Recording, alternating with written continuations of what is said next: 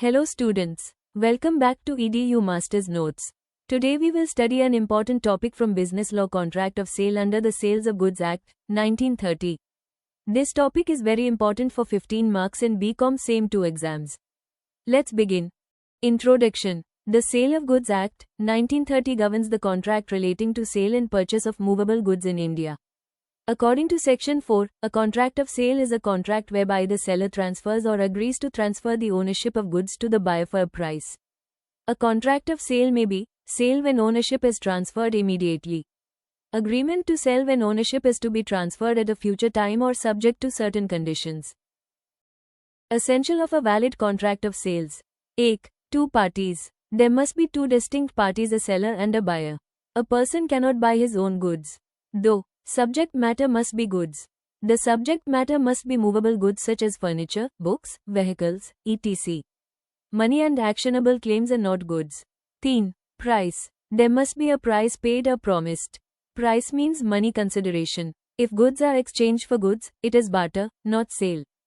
4. Transfer of ownership. Ownership, property in goods, must be transferred from seller to buyer either immediately or in future. 5.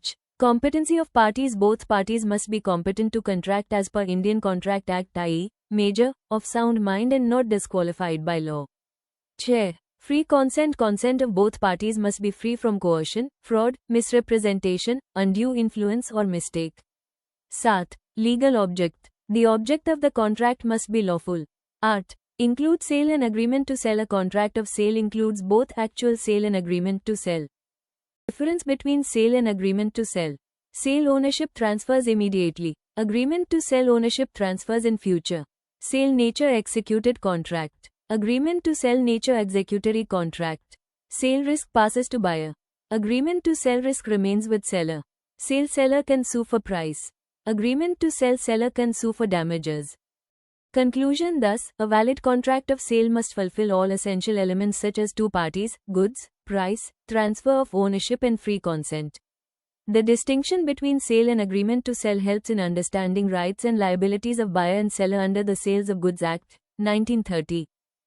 Conditions and warranties under Sale of Goods Act, 1930.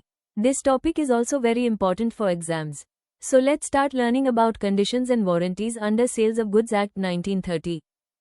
Meaning of condition. A condition is a stipulation essential to the main purpose of the contract. If the condition is breached, the buyer can cancel the contract. Claim damages. Example: Ravi buys a bike on condition that it gives mileage of 60 km/liter. If it gives only 40 km/liter, Ravi can reject the bike. Meaning of warranty. A warranty is a stipulation collateral, secondary, to the main purpose of the contract. If warranty is breached, buyer cannot cancel contract. Only claim compensation. Example: seller promises free helmet with bike. If helmet not given, buyer can only claim compensation. Difference between conditions and warranties. When condition becomes warranty, Section 13, buyer waives the condition, buyer accepts goods fully, contract is indivisible, seller prevents fulfillment. Implied conditions. Condition as to title, sale by description, sale by sample, fitness for purpose, merchantable quality. Implied warranties. Quiet possession, freedom from encumbrance, no dangerous goods, disclosure, warranty as to quality by usage. Conclusion. Conditions protect the buyer's main interest while warranties protect minor rights. Understanding this topic helps you score full marks. Like, subscribe, comment your doubts.